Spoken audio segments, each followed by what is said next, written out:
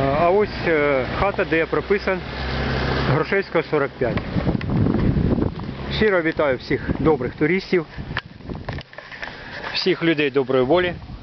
2 квітня 2019 року. Вчора я намагався проголосувати, на жаль, не встиг до 8 години вечора. Вітаю майбутнього президента, якщо Зеленський.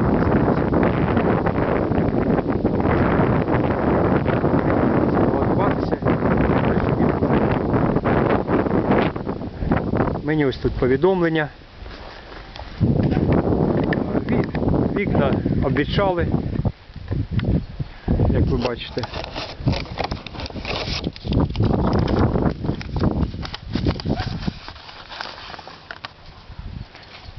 Запрошення Паравай Григорія прийняти участь